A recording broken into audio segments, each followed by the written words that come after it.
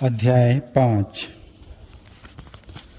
मध्य सांस्कृतिक क्षेत्र बिलासपुर रायपुर दुर्ग संभाग की जनजातियाँ।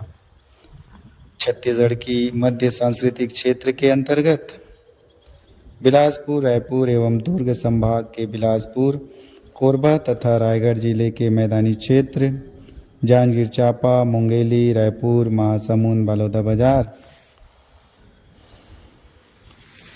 गरियाबंद धमतरी दुर्ग बालोद बेमेतरा राजनांदगांव तथा कवर्धा जिले शामिल हैं।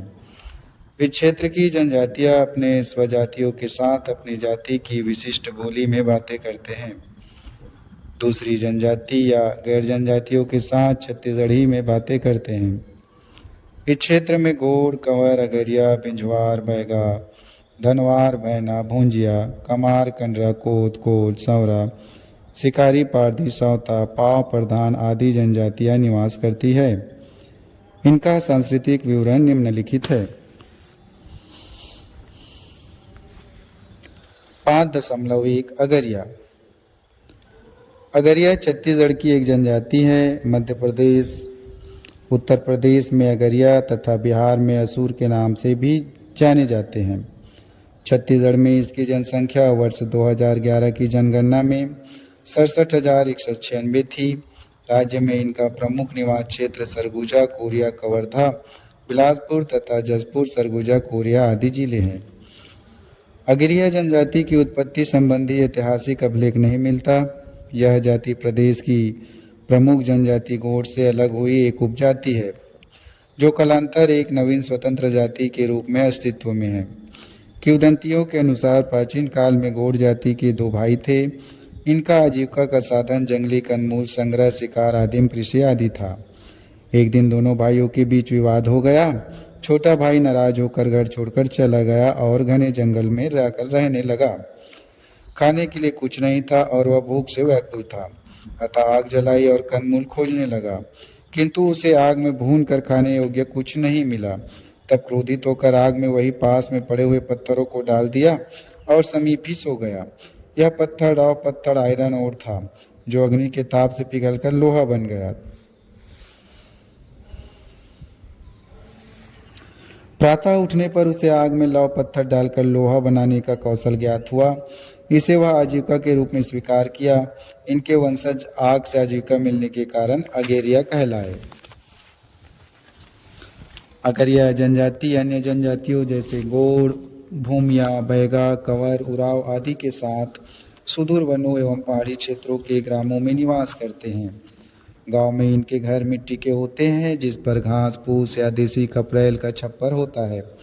घर में 2-3 कमरे होते हैं। दीवार पर मिट्टी का प्लास्टर होता है, जिस पर सफ़ेद या पीली मिट्टी की पुताई करते हैं। फर्श मिट्टी का होता है, जिसे महिलाएं गोबर तथा मिट्टी से लिपती है।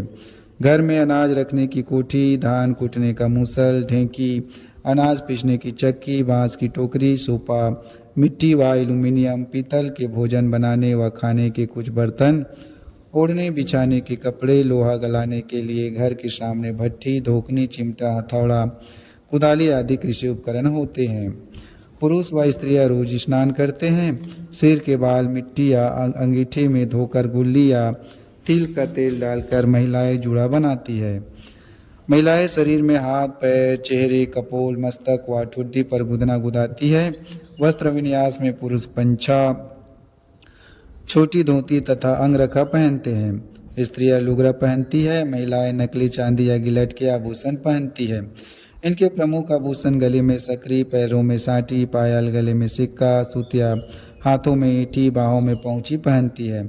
उनका मुख्य भोजन चावल, कोदो कुटकी का भात, पेज मक्का की रोटी, उड़द मूंग कुल्थी की दाल व मौसमी सब्जी है।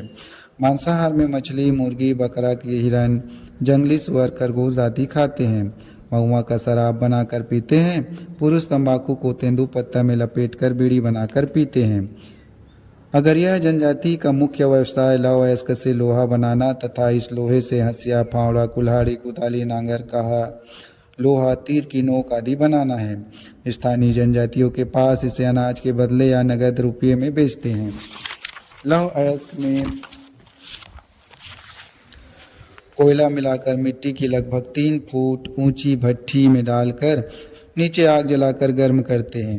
महिलाएं चमड़े की धोखनी पर खड़े होकर धोखनी को पैर से दबाकर भट्ठी में हवा देती है। लौह अयस्क से लोहा गलाकर अलग होता है। इससे विभिन्न वस्तु जैसे कुल्हाड़ी, फावड़ा, हंसिया, तीर के नोक आदि बनाते हैं। इसके अतिरिक्त जंगल से तेंदुपत्ता, महुआ, गुल्ली, जंगली कंद फूल भी एकत्र करते हैं। वर्षा में स्वयं के उपयोग हेतु मछली पकड़ते हैं।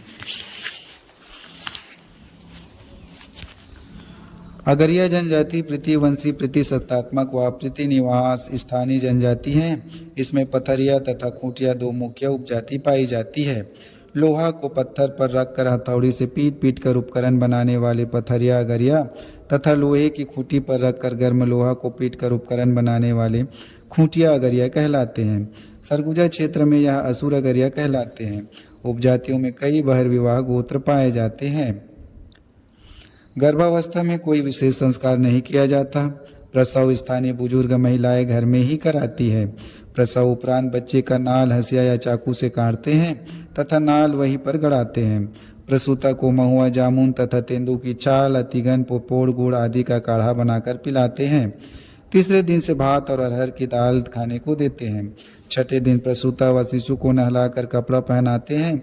देवी देवता को प्रणाम कराते हैं। रिश्तेदारों को शराब पिलाते हैं। विवाह उम्र लड़कों का 16 से 18 वर्ष एवं लड़कियों का 15 से 17 वर्ष माना जाता है। विवाह प्रस्ताव वर पक्ष की ओर से होता है। वर के पिता वधू के पिता को चावल, दाल, हल्दी, तेल, गुड़, कपड़ा व नगद कुछ रुपये खर्ची के रूप में देते हैं। विवाह संस्कार बुजुर्ग व्यक्तियों या प्रधान द्वारा संपन्न कराया जाता है। घर जमाई, गुर्रावट, मामा या बुआ की लड़की से विवाह को सामाजिक मान्यता